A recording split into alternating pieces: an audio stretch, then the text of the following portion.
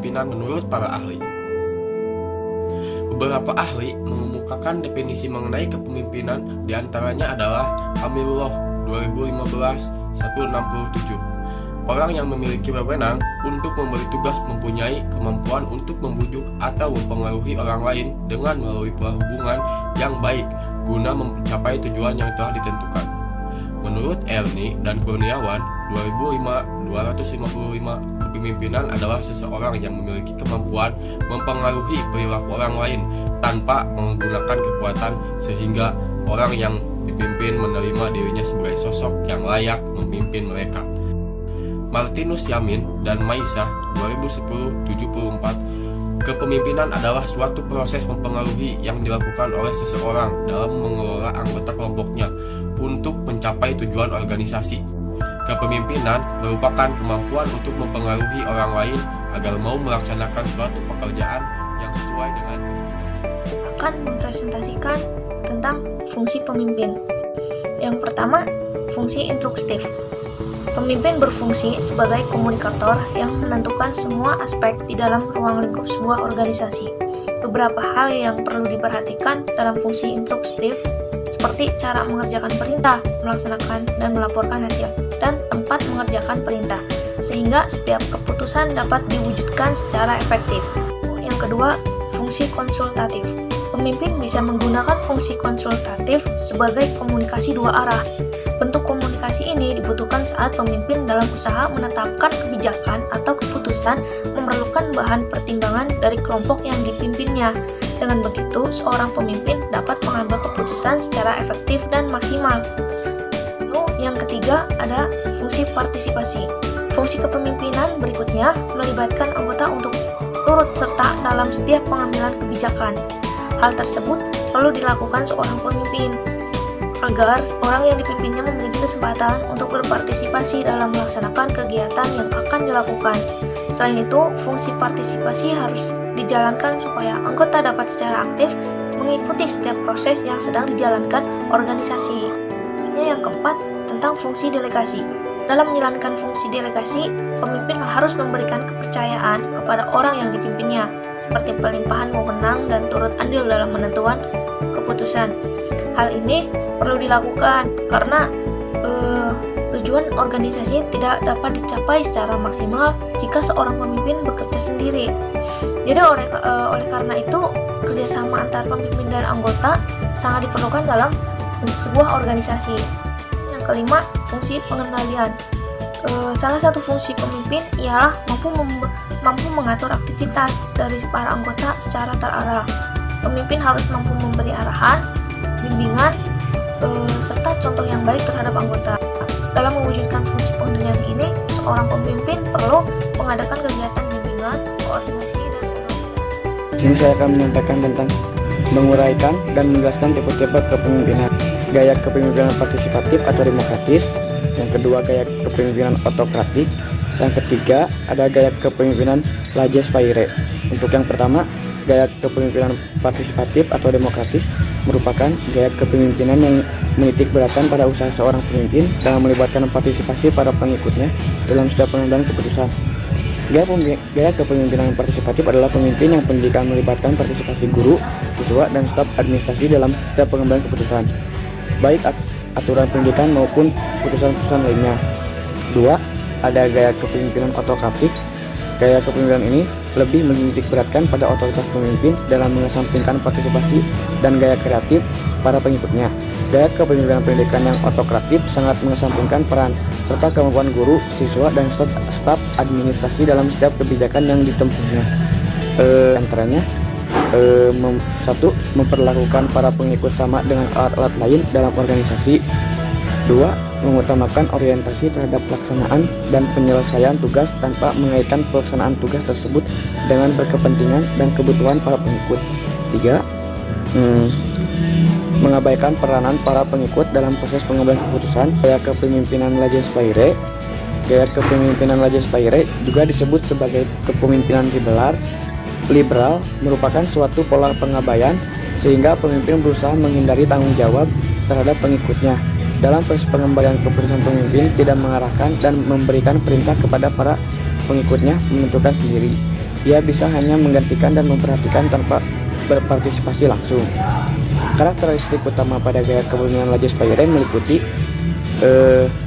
persepsi tentang peranan, nilai-nilai yang dianut, sikap dan hubungannya dengan para pengikutnya, perilaku organisasi dan gaya kepemimpinan yang biasa digunakan. Di sini saya akan menjelaskan tentang gaya kepemimpinan transformatif. Kepemimpinan transformasional berorientasi kepada proses membangun komitmen menuju sasaran organisasi dan memberikan kepercayaan kepada para pengikut untuk mencapai sasaran-sasaran tertentu. Berbagai bentuk gaya kepemimpinan tersebut terimplementasi dalam melakukan semua kebijakan pendidikan yang meliputi antara lain mengadakan pembinaan terhadap semua personel pendidikan, pelaksanaan program-program pendidikan, serta berbagai bentuk realisasi program itu sendiri. Di dalam gaya kepemimpinan transformatif terdapat beberapa hal, yaitu kepemimpinan yang memberi transformasi, dimensi kepemimpinan transformasional, gaya kepemimpinan karismatik. Pemimpin yang karismatik adalah seseorang yang dikagumi oleh banyak pengikut. Pada tipe ini mempunyai karakteristik yang khas, yaitu daya tariknya yang sangat memikat sehingga mampu memperoleh pengikut yang jumlahnya kadang sangat besar. Ciri-ciri pemimpin yang karismatik ini ialah: satu, mempunyai daya tarik yang sangat besar. Dua, pengikutnya tidak bisa menjelaskan mereka tertarik pada pemimpin.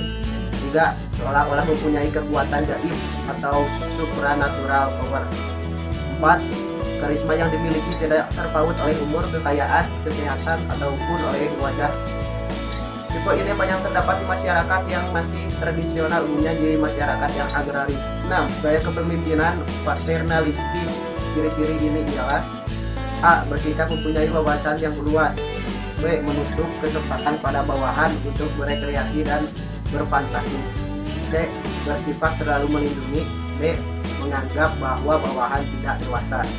Memberi kesempatan untuk memberikan keputusan. Seorang pemimpin yang bertipe ini biasanya mengutamakan kebersamaan. Ini terlihat jelas dari slogannya, yaitu seluruh anggota organisasi merupakan anggota satu keluarga besar.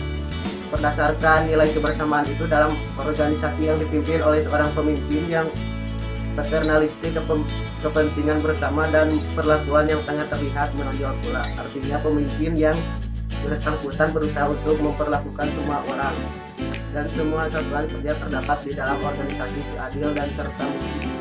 7. Gaya kepemimpinan militeristis. Tipe kepemimpinan yang biasa memakai cara yang lazim digunakan dalam kemiliteran. Ciri-ciri gaya ini adalah: disiplin yang tinggi dan bersikap kaku. B. Menggunakan upacara-upacara untuk berbagai keadaan. C. Formalitas yang berlebih-lebihan. D. Sukar menerima kritik dan saran. E. Senang bergantung pada pasangan.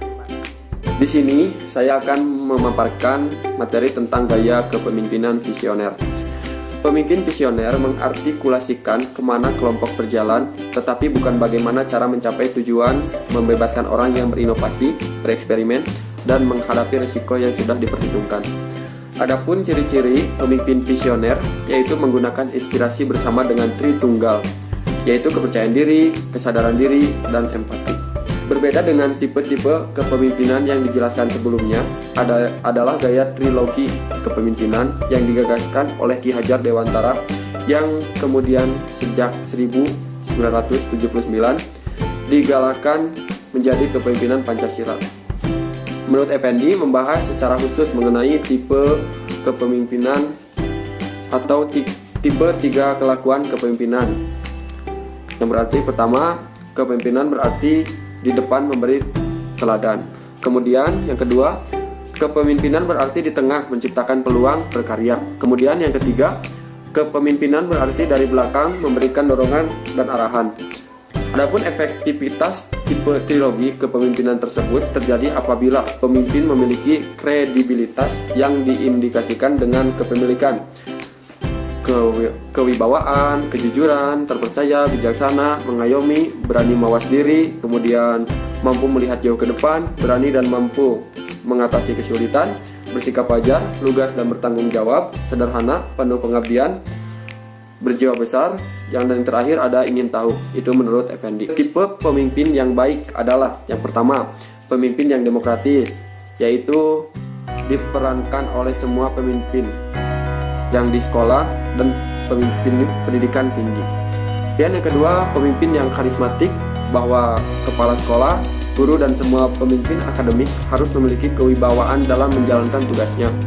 Kemudian yang ketiga, pemimpin yang memberi teladan bagi semua bawahannya. Yang keempat, pemimpin yang cerdas dan bijaksana dalam mengambil keputusan, pemimpin yang sabar dan tegas, pemimpin yang amanah dan bertanggung jawab terhadap semua tugas dan kedudukan. Kemudian yang ketujuh, pemimpin yang sederhana, tidak mengada-ngada, dan pandai memanfaatkan segala yang ada dengan sebaik-baiknya. Adapun teori perilaku dalam kepemimpinan banyak membahas keefektifan gaya atau style kepemimpinan yang dijalankan oleh seorang pemimpin. Menurut John Owen menyatakan matrik gaya kepemimpinan dalam bentuk satu model analisis yang persisnya dapat dipandang sebagai model standar, sehingga dalam matrik tersebut dikelompokkan menjadi tipe pemimpin autokratis yang memiliki wewenang dari satu sumber pengetahuan, kekuatan, atau kekuasaan. Kemudian ada tipe kepemimpinan birokratis yang dijalankan sesuai dengan kebijakan, prosedur, dengan berpandangan bahwa kebijaksanaan tersebut merupakan absolut. Kemudian ada tipe diplomatis, seorang diplomat adalah seniman. Kemudian ada tipe partisipatis, yaitu selalu mengajak atau terbuka para pengikutnya untuk berpartisipasi. Dan ada tipe pemimpin yang disebut free rail leader, seakan-akan seperti menunggang kuda yang melepaskan kedua kaki tali kendali kudanya. Oleh karena itu, bahwa kepemimpinan yang terbaik bergantung pada satu, kepribadian individual, yang kedua, para pengikut atau bawahan secara individual, kemudian yang ketiga, situasi khusus si pemimpin dan pengikut saling berinteraksi. Sehingga dari tiga hal tersebut akan berakibat pada penentuan tipe kepemimpinan. Sekian dari saya. Syarat menjadi pemimpin dalam pendidikan. Pertama, otoritas dan kekuatan pemimpin. Unsur yang pertama ini menekankan pada otoritas dan kekuatan pemimpin. Kedua, istilah ini diambil dari kata authority dan power. Power merujuk pada konsep yang lebih luas. Kata power diartikan sebagai suatu kemampuan individu atau kelompok dalam mempengaruhi dan menggerakkan orang lain. Ada berbagai cara yang bisa ditempuh untuk mendapatkan power, yaitu sebagai berikut. Yang pertama, keahlian seseorang. Yang kedua, referent power, rewind power, concert power. Sedangkan istilah authority dalam organisasi menunjukkan otoritas atau kekuasaan dalam suatu kedudukan yang berhak membuat atau mengambil keputusan organisasi. Yang kedua, kemampuan dalam menyatu padukan sumber tenaga manusia yang memiliki daya-daya motivasi yang bervariasi setiap waktu dan situasi. Yang ketiga, kemampuan dalam mengembangkan gaya-gaya kepemimpinan. Keterampilan pemimpin dalam pendidikan. Yang pertama, kekuatan atau energi. Seorang pemimpin harus memiliki kekuatan lahiriah dan rohaniah, sehingga mampu bekerja keras dan banyak berpikir untuk memecahkan masalah-masalah yang dihadapi. Lalu, penguasaan emosional. Seorang pemimpin harus dapat menguasai perasaan dan tidak malah marah dan putus asa. Pengetahuan mengenai hubungan kemanusiaan. Motivasi dan dorongan pribadi. Kecakapan berkomunikasi, kecakapan mengajar, kecakapan bergaul. Kemampuan teknik kepemimpinan, integritas kepada orang lain, memelihara orang lain,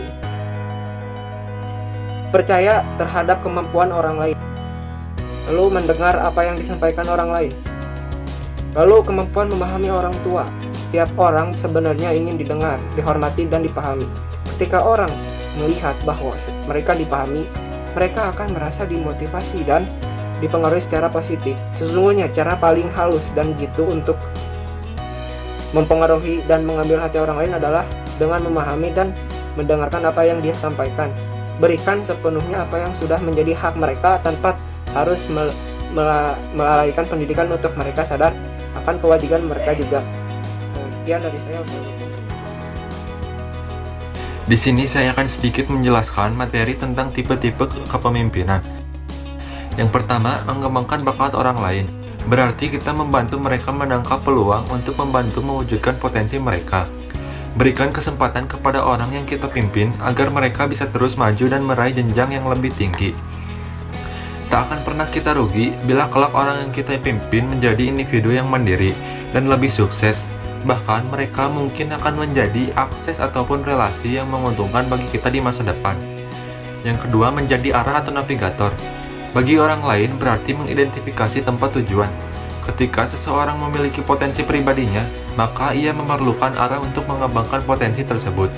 Dengan mengarahkan orang lain kepada kesuksesan, tanpa kita sadari, kita pun telah melatih diri kita untuk menjadi pribadi yang lebih sukses. Yang ketiga, berhubungan dengan orang lain. Dianalogikan pada rangkaian gerbong kereta api dan apa yang terjadi, gerbong itu berada di atas rel, dimuati barang-barang mempunyai tujuan dan rute. Tapi, gerbong ini tidak memiliki arah jika tidak dihubungkan dengan lokomotif.